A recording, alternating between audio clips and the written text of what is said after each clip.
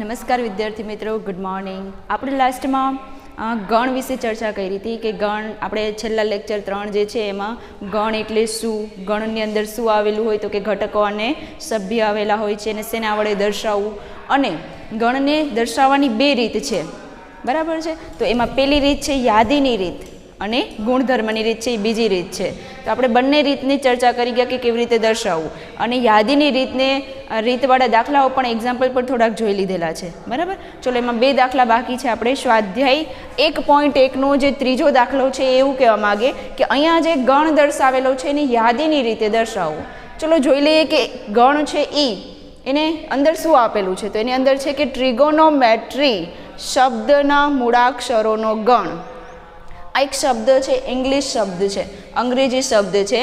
એની અંદર મૂળાક્ષર આવેલા છે, ઘણા બધા મૂળાક્ષર આવેલા છે. મૂળાક્ષર એટલે શું? આ TRIGO એ બધા મૂળાક્ષર છે. તો આ જે મૂળાક્ષરનો ગણ આપ્યો છે ને મારે યાદીની રીતે દર્શાવવું છે. ચલો તો આમાં આપણે લેવાનું શું છે ઈ ગણમાં? તો કે યાદીની રીતે હું છગડીયા કૌંસમાં દર્શાવી શકું.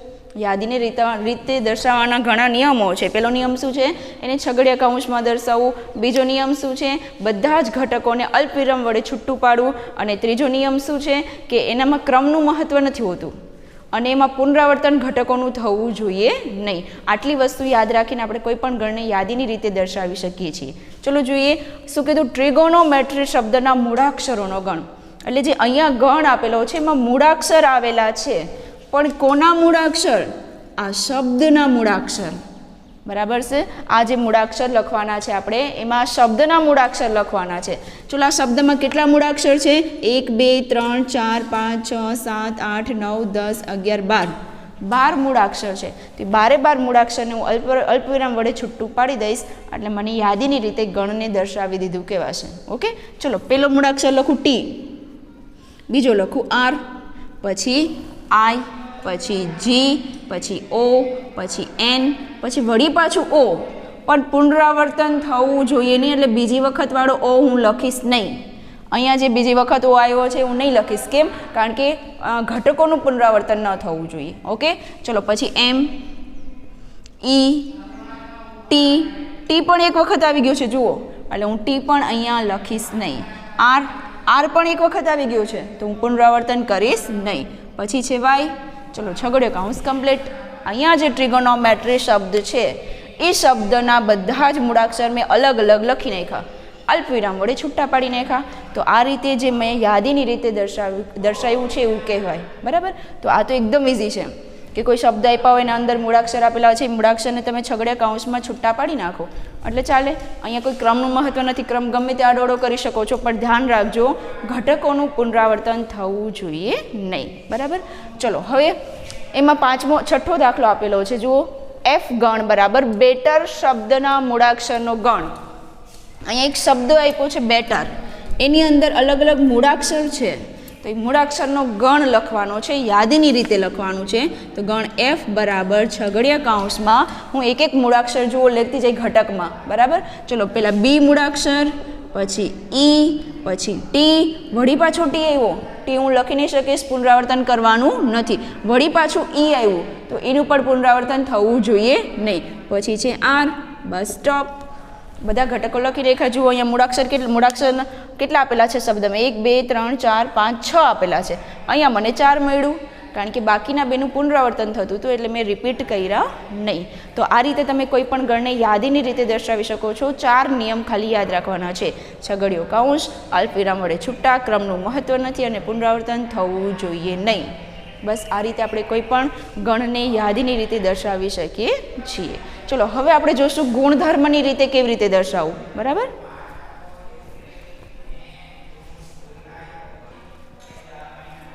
ચલો એક્ઝામ્પલ નંબર 2 આપેલું છે. પેલું એક્ઝામ્પલ આપણે જોઈ લીધું. શું હતું? યાદીની રીતે દર્શાવવું. આગળના લેક્ચરમાં જોઈ લીધેલું છે, બરાબર. ચલો બીજું એક્ઝામ્પલ છે ગણ A બરાબર. આ કઈ રીત છે? યાદીની રીત છે. જુઓ છગડીયો કૌંસ, બધા ઘટકોને અલ્પવિરામ વડે છૂટા, ક્રમનું મહત્ત્વ નથી, પુનરાવર્તન એક ઘટકોનું થતું નથી, અને 3 ટપકા એવું દર્શાવે કે છે અસંખ્ય સંખ્યાઓ છે, આ એવું દર્શાવે છે. તો આને ગુણધર્મની રીતે દર્શાવો. ચલો પહેલાં ગુણધર્મની રીત હતી, એમાંથી આપણે યાદીની રીતમાં ફેરવું. હવે આપણી પાસે યાદીની રીત છે અને આપણે શેમાં ફેરવવાનું છે? ગુણધર્મની રીતમાં ફેરવવાનું છે. ચલો જોઈ લઈએ કેવી રીતે ગુણધર્મની રીત ફેરવશું. તો આપણી પાસે આ ઘટકો છે 1 4 9 16 25 અપ ટુ આવા ઘટકો છે અને ગુણધર્મને કેવી રીતે દર્શાવાય? ગણ એ બરાબર એક્સ કે જ્યાં એક્સ બરાબર આનો જે ગુણધર્મ છે આ ઘટકોનો સામાન્ય ગુણધર્મ અહીંયા લખવાનો છે. આપણે શું કર્યું છે અત્યાર સુધી? ગુણધર્મની રીતે કેવી રીતે દર્શાવી શકાય? જુઓ પોઈન્ટ યાદ કરો. કોઈ પણ ગણ છે ને ગુણધર્મની રીતે દર્શાવો છે. કેવી રીતે દર્શાવશું? એક્સ કે જ્યાં એક્સ શું છે? તો કે એક્સનો જે ગુણધર્મ છે સામાન્ય ગુણધર્મ એ જે અહીંયા ઘટકો આપેલા છે એના પરથી આપણે એનો સામાન્ય ગુણધર્મ શોધવાનો છે. ચલો સામાન્ય ગુણધર્મ શોધવાનો છે તો આપણે ઘટકોનું ઓબ્ઝર્વેશન કરીએ. ઘટકમાં આપેલું છે અહીંયા 1 4 9 16 25. ઘટકો ક્યાં છે? અહીંયા 1 4 9 16 25. આ ઘટકોનું તમે ઓબ્ઝર્વેશન કરો, એકદમ ધ્યાનથી જુઓ તો તમને દેખાશે આ ઘટકો કેવા છે. તો આ ઘટકો છે એ 1નો વર્ગ છે, આ ઘટક છે એ 2નો વર્ગ છે અને આ ઘટક છે એ 3નો વર્ગ છે અને આ ઘટક છે એ જુઓ 4નો વર્ગ છે અને આ ઘટક છે એ 5નો વર્ગ છે. એનો મિનિંગ જે અહીંયા ઘટકો આપેલા છે એ પ્રાકૃતિક સંખ્યાના વર્ગો છે. કોના વર્ગ છે? જુઓ 1 2 3 4 5 એ બધી પ્રાકૃતિક સંખ્યા છે અને આ પ્રાકૃતિક સંખ્યાના વર્ગ આપેલા છે આ ઘટકો. 1નો વર્ગ 1, 2નો વર્ગ 4, 3નો વર્ગ 9, 4નો વર્ગ 16, 5નો વર્ગ 25 અને આગળ જે ઘટકો આપ્યા છે 6નો વર્ગ 36 આપ્યા છે. બરાબર. તો આપણે જે ઘટકો છે એને નિહાળતા મને ખબર પડી કે આ પ્રાકૃતિક સંખ્યાનો વર્ગ છે. તો અહીંયા હું શું લખી શકું કે એક્સ એ પ્રાકૃતિક સંખ્યાઓનો વર્ગ છે. આવું તમે આ એનો ગુણધર્મ છે. કોનો ગુણધર્મ છે? અહીંયા જે ઘટક આપ્યા છે એનો ગુણધર્મ છે. હવે આને હું બીજી રીતે પણ દર્શાવી શકું. જુઓ આ રીત કરું તો પણ ચાલે. આને હું બીજી રીતે પણ દર્શાવી શકું છું કે એક્સ કે જ્યાં એક્સ બરાબર એન સ્ક્વેર. કેમ એન સ્ક્વેર? તો એન શું છે? તો કે એન છે એ પ્રાકૃતિક સંખ્યા છે. પ્રાકૃતિક સંખ્યા છે. જુઓ એન સ્ક્વેર પ્રાકૃતિક સંખ્યા એટલે 1 2 3. તો એન બરાબર હું 1 મૂકીશ એટલે 1નો વર્ગ એટલે પહેલો ઘટક મળશે.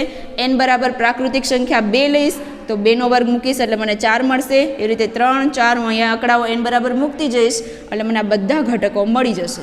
એટલે આને આ રીતે પણ દર્શાવાય અને આ રીતે પણ દર્શાવાય. હવે આમાં હજુ હું થોડુંક ચેન્જ કરી શકું, ટૂંકાવી શકું. શું? કે આ એન જે લેવાના છે જેનો વર્ગ લેવાનો છે 1 2 3 4 5 જેનો વર્ગ લેવાનો છે, વર્ગ તો અહીંયા આપ્યો છે, આમાં કોઈ ફેરફાર નહીં થાય. હવે એન બરાબર શું મૂકવાનું છે? તો કે પ્રાકૃતિક સંખ્યા મૂકવાની છે. તો એને આ રીતે પણ લખી શકાય કે એન છે એ કોનો સભ્ય છે? આ નિશાની કોની છે? સભ્યની નિશાની છે. કોની નિશાની છે? સભ્યની નિશાની છે. તો અહીંયા હું કહી શકું કે એન જે છે એ કોનો સભ્ય છે? કેપિટલ એનનો. અને કેપિટલ એન એટલે શું? પ્રાકૃતિક સંખ્યા. બરાબર. તો આ રીતે તમે એન છે એ પ્રાકૃતિક સંખ્યામાંથી લઈ એક અહીંયા મૂકશો એટલે તમને બધા ઘટકો મળી જશે. આ રીતે લખો તો પણ ચાલે અને આ રીતે લખો તો પણ ચાલે. ગમે તે રીતે તમને ફાવે. અહીંયા ડાયરેક્ટ ગુણધર્મ લખી નાખો તો પણ ચાલે અને આ ગુણધર્મને ગાણિતિક સ્વરૂપ કહેવાનું. આ ગાણિતિક સ્વરૂપે લખો તો પણ ચાલે. બરાબર. તો આ રીતે આપણે આનું ઓબ્ઝર્વેશન કર્યું. ચલો હવે કેવા કેવા ઓબ્ઝર્વેશન કરવા પડે જોઈ લઈએ. એમ કીધું છે ગણ એ બરાબર 1 4 9 16 25. ચલો એ એક્ઝામ્પલ તો આપણે હમણાં લઈ લીધું છે. એક્ઝામ્પલ નંબર 4 જોઈ લઈએ હવે, અથવા 3 જ હશે પણ રકમ ચેન્જ કરી નાખીએ. ચલો એક્ઝામ્પલના ક્રમ થોડા કાઢાવડા થઈ ગયા હતા. આપણે જે એક્ઝામ્પલ હમણાં જોયું એ 3 નંબરનું હતું, એટલે આપણે 2 નંબર લખ્યા હતા. એ 3 નંબરનું હતું અને 2 નંબરનું જે એક્ઝામ્પલ છે એની રકમ કંઈક આવી છે. ચલો જોઈ લઈએ. ગણ ગુણધર્મની રીતે છે જુઓ, અને આપણે આની યાદીની રીતે દર્શાવવાનું છે.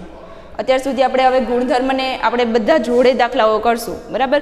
જો યાદીની રીત આપી હોય તો એને ગુણધર્મમાં ફેરવશું અને ગુણધર્મની રીત આપેલું હોય તો એને યાદીની રીતમાં ફેરવશું. ચલો આપણે પેલો દાખલો જોઈએ કે યાદીની રીત હતી એમાંથી આપણે ગુણધર્મની રીતમાં જોયું. હવે તો કે અહીંયા જે દાખલો આપ્યો છે એની રકમ જુઓ. એક્સ કે જ્યાં એક્સ એ ધન પૂર્ણાંક સંખ્યા છે અને એક્સ સ્ક્વેર લેસ ધેન 40 ને યાદીની રીતમાં ફેરવો.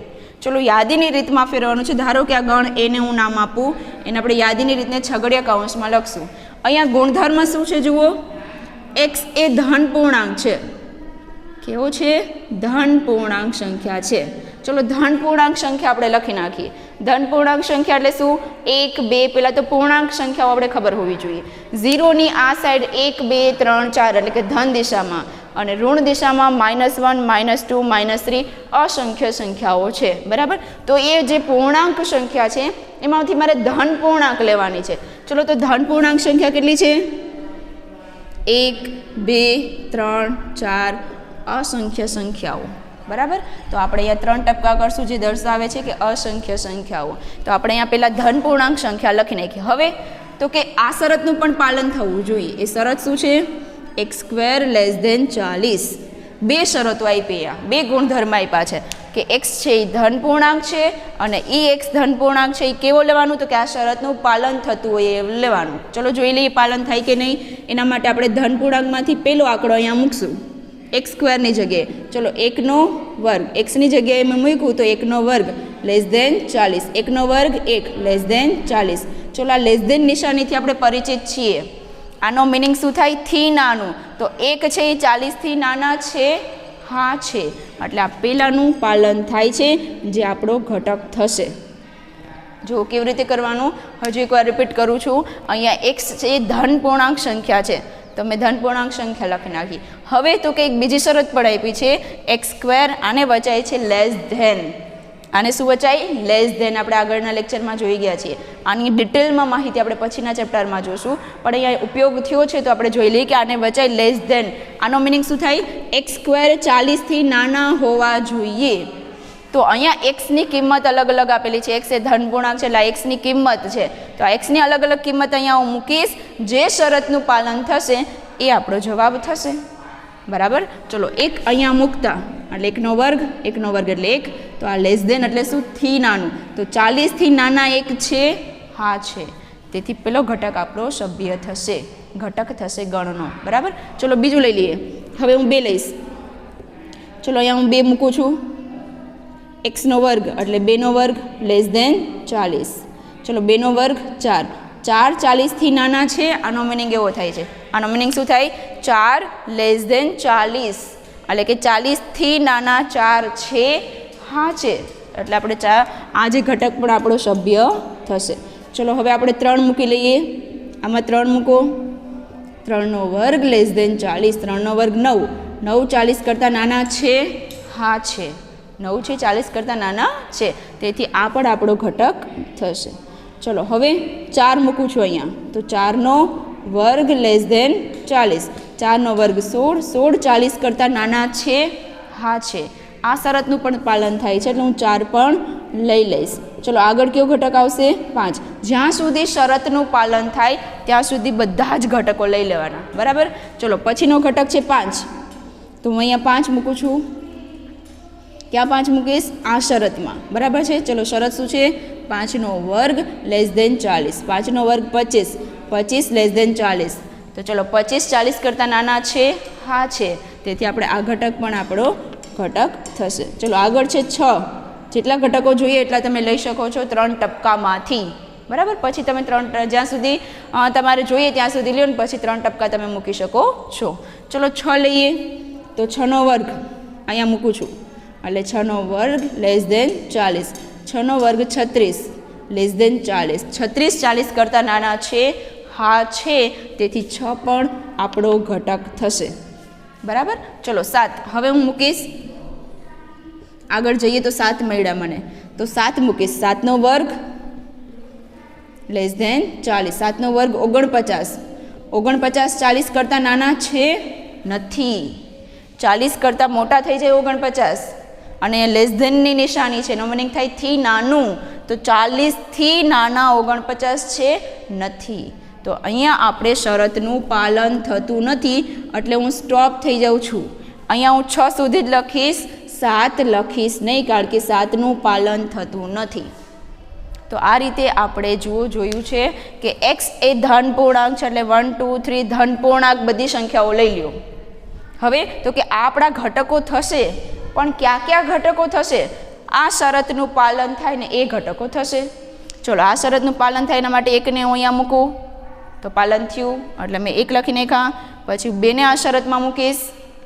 જુઓ મૂક્યા, શરતનું પાલન થાય છે એટલે કે 4 40 કરતાં નાના છે તેથી હું 2 મૂકીશ, પછી 3, 4, 5, 6 સુધી શરતનું પાલન થાય છે.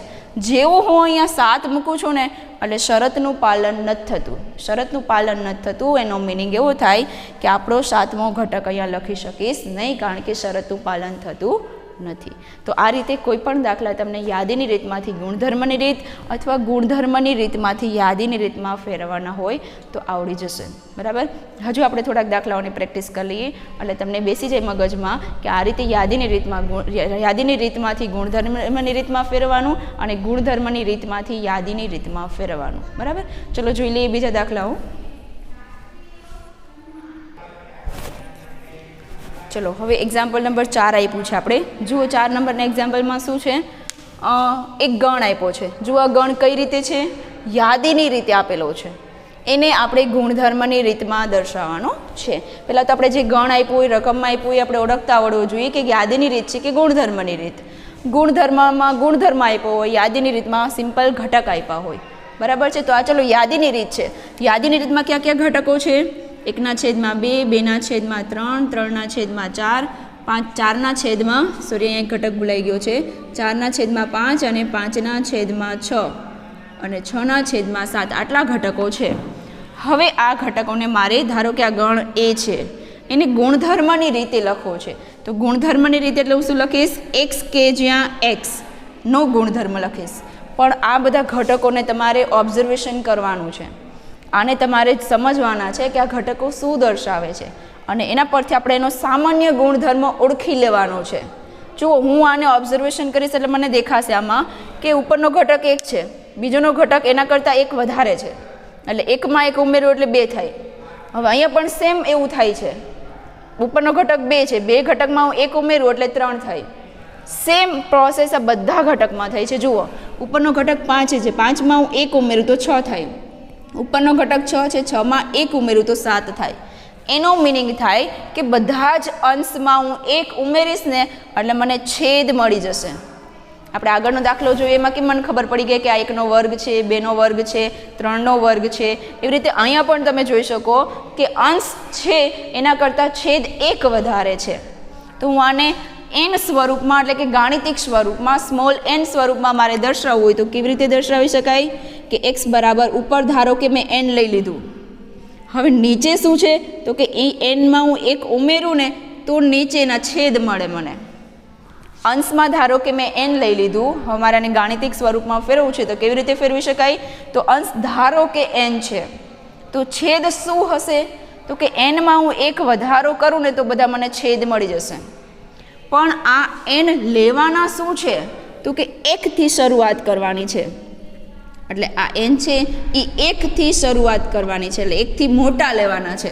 આનો મિનિંગ શું થાય, n છે 1 થી મોટા, આમ લેસ દેન છે થી નાનું, પણ n છે થી નાનું 1 છે, પણ આમ જોઈએ તો 1 થી મોટા લેવાના છે. અહીંયા મેં ઇક્વલ ટુની નિશાની કરેલી છે, કઈ રહી છે જે દર્શાવે છે કે 1નો પણ સમાવેશ થાય છે n માં. કેમ, કારણ કે મારે અહીંયા 1 જોઈએ છે. ચલો પછી લેવાના છે 2, 3, 4, 5 અને 6. આ n છે વારાફરતી 6 સુધી લેવાના છે. ક્યાં સુધી લેવાના છે એટલે હું અહીંયા 6ની લિમિટ બાંધી દઈ. બરાબર છે. અને અહીંયા ઇક્વલ ટુ કર્યો છે એનો મિનિંગ કે એ n છે એ આપણે 6 એમાં આવી જશે. હવે n બરાબર હું વારાફરતી 1 લઈશ, 2 લઈશ, 3 લઈશ, 4 લઈશ, 5 લઈશ અને ક્યાં સુધી લઈશ, 6 સુધી લઈશ. n હું ધારો કે પેલા n બરાબર હું 1 લઉં છું તો અહીંયા 1 મૂકીશ તો 1 છેદમાં 1 પ્લસ 1 એટલે 2. ચલો આ પેલો ઘટક મળી ગયો કે નહીં. ચલો હવે n બરાબર 1 લઈ લીધું, હવે હું પછી લઈશ 2 લઈશ તો અહીંયા 2 લઈશ તો અહીંયા 2 મૂકું અને 2માં 1નો વધારો એટલે 3, એટલે મને બીજો ઘટક મળી ગયો. એવી રીતે n બરાબર 1 લીધું, 2 લીધું, હવે 3નો વારો, 3 લઈશ તો 3 પ્લસ 1 એટલે 4, એટલે મને ત્રીજો ઘટક મળી જશે. એ રીતે બધા ઘટક મળી જશે ને n ક્યાં સુધી લેવાનું છે, 6 સુધી લેવાનું છે. ચલો તો હું 6 લઈશ તો 6 અને 6 પ્લસ 1 એટલે 7, એટલે કે 6/7 મળી જશે. ચલો હું અહીંયા 7 લઈ શકું, ના લઈ શકું, કારણ કે n ને મેં બાંધી લીધા છે. ક્યાંથી ક્યાં સુધી લેવાના છે, 1 થી શરૂઆત કરી અને 6 સુધી લેવાના છે. પણ આ જે n છે એ કેવા હોવા જોઈએ, પ્રાકૃતિક સંખ્યામાંથી જ લેવાના છે. એટલે કે કોઈ પોઈન્ટવાળી એટલે કે અપૂર્ણાંક સંખ્યા n બરાબર પૂર્ણાંક n સંખ્યાઓ લેવાની છે, પ્રાકૃતિક સંખ્યા લેવાની છે. 1, 2, 3, 4 એમાં કોઈ 1.5 વચ્ચે ના આવવું જોઈએ, 1.2 વચ્ચે ના આવવું જોઈએ, બરાબર. બધી જ પ્રાકૃતિક સંખ્યાઓ લેવાની છે. તો તમે જોઈ શકો છો કે આ રીતે મેં બધા જ ઘટકોને ગાણિતિક સ્વરૂપમાં ફેરવી નાખ્યું. તો આ એનો ગુણધર્મ છે કે અહીંયા હું એક n બરાબર ઘટકો મૂકતી જઈશ એટલે આ બધા જ ઘટકો મને મળી જશે. એટલે હું ગુણધર્મની રીતે લખી શકું કે x કે જ્યાં x બરાબર n/n+1, જ્યાં આ n છે એ ક્યાંથી ક્યાં સુધી લેવાનું, 1 થી શરૂઆત કરી અને 6 સુધી લેવાનું છે. એમાં 1 અને 6નો સમાવેશ થઈ જાય ઇક્વલ ટુની નિશાની હોવાથી. આની ડિટેલ્સ આપણે પછી ભણશું. અત્યારે તમારે ખાલી એ શું કહેવા માગે એ સમજવાનું છે, બરાબર. ચલો પછી n ક્યાંથી લેવાના, તો કે પ્રાકૃતિક સંખ્યામાંથી લેવાના છે. આ એટલા માટે લખ્યું કે વચ્ચે કોઈ પોઈન્ટવાળો આંકડો આની વચ્ચેનો જે હોય 1 અને 6ની વચ્ચે 2.5 પણ આવે છે, પણ એ 2.5 અહીંયા મૂકવાના છે નહીં. એનો મિનિંગ કે અપૂર્ણાંક સંખ્યાઓ મૂકવાની છે નહીં, બધી જ પ્રાકૃતિક સંખ્યાઓ લેવાની છે. તો આ આપણો એનનો ગુણધર્મ છે. આ ગુણધર્મની રીતનો જવાબ છે, બરાબર. તો અહીંયા તમારે સૌથી મહત્ત્વનું છે કે જે ઘટકો આપ્યા છે એ ઓળખવા કે ઘટકો શું કહેવા માગે છે.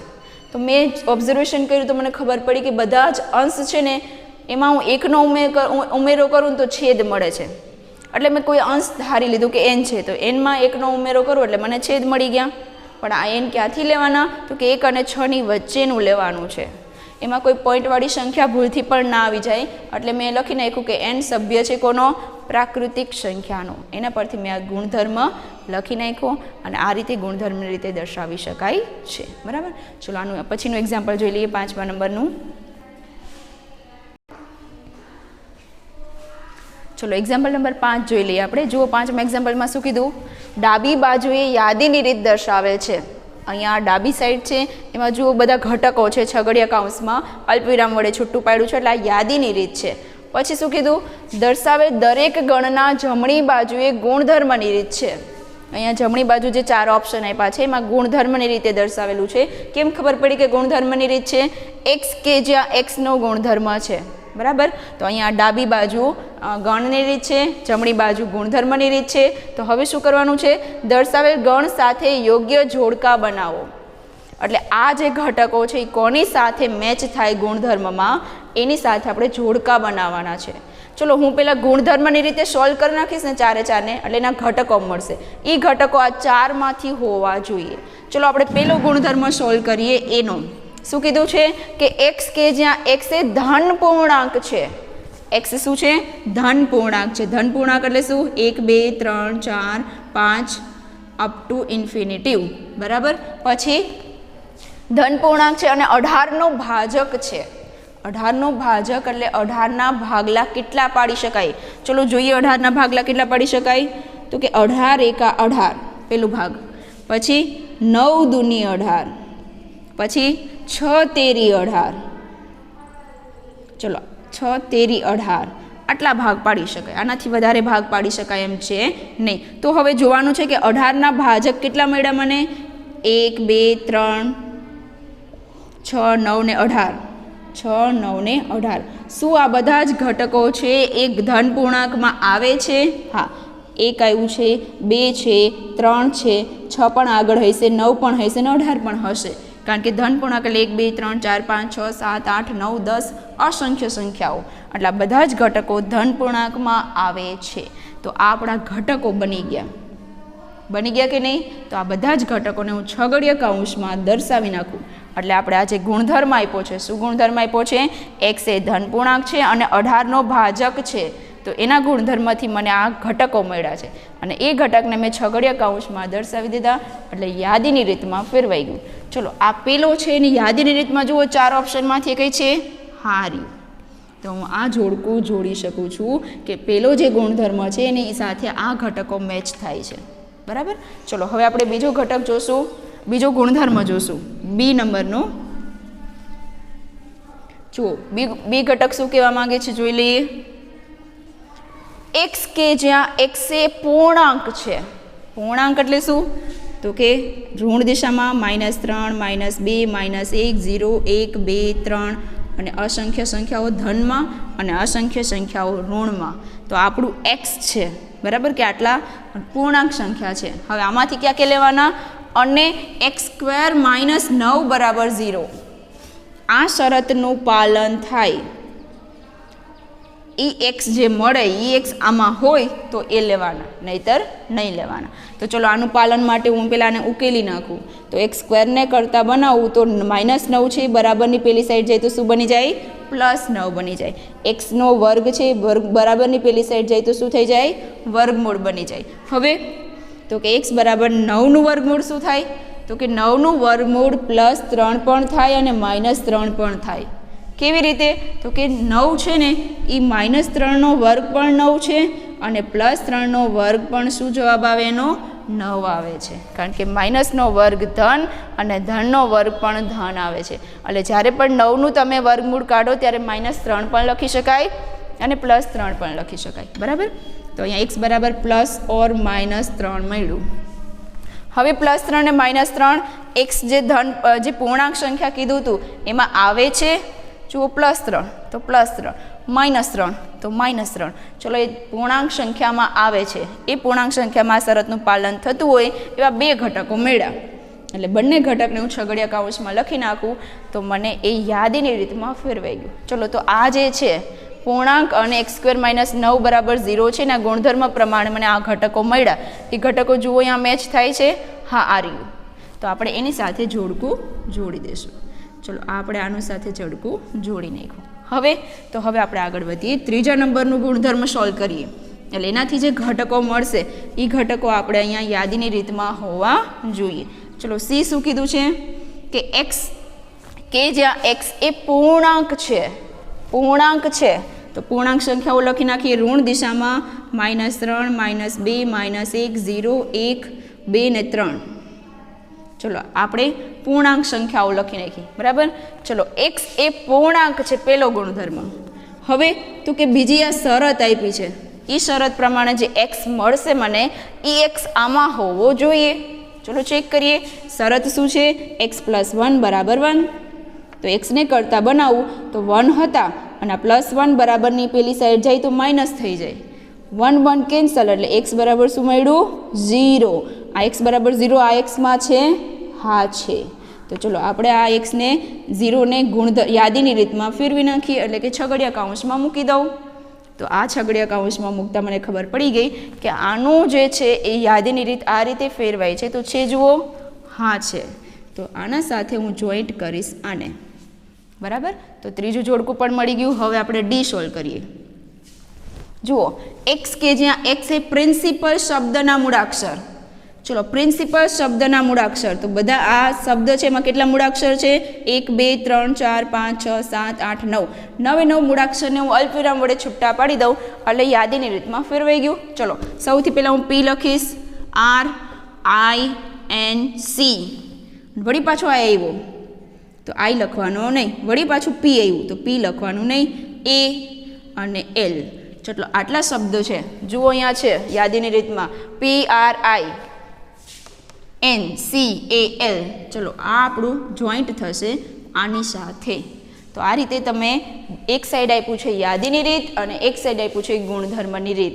તો તમે ગુણધર્મની રીતના સોલ્વ કરી અને એના ઘટકો મેળવી લ્યો તો એ ઘટક આ 4 ઓપ્શનમાંથી જ્યાં હોય ત્યાં જોડકું જોડી દેવાનું છે. તો બસ આજે આપણે અહીંયા યાદીની રીત અને ગુણધર્મની રીતવાળા દાખલાઓ જોઈ લીધા છે. એકદમ ઇઝી છે. તમે થોડુંક સમજશો એને શરત અને એની જે ધન પૂર્ણાંક સંખ્યા, પૂર્ણાંક સંખ્યા, પ્રાકૃતિક સંખ્યા આટલું તમે સમજી લેશો એટલે તમને આઈડિયા આવી જશે કે આમાં તમારે શું કરવાનું છે, બરાબર. બાકી તમને ખબર જ છે કે ગુણધર્મમાંથી યાદીની રીતમાં ફેરવાય કેવી રીતે અને યાદીની રીતમાંથી ગુણધર્મની રીતમાં કેવી રીતે ફેરવાય. તો આપણે અહીંયા એક્ઝામ્પલ કમ્પ્લીટ કર્યા છે. હવે આપણે સ્વાધ્યાય 1.1 ચાલુ કરશું કાલે. એમાં પણ આપણે થોડાક દાખલાઓ કરી નાખ્યા છે આગળ ઉદાહરણ તરીકે લઈને, બરાબર.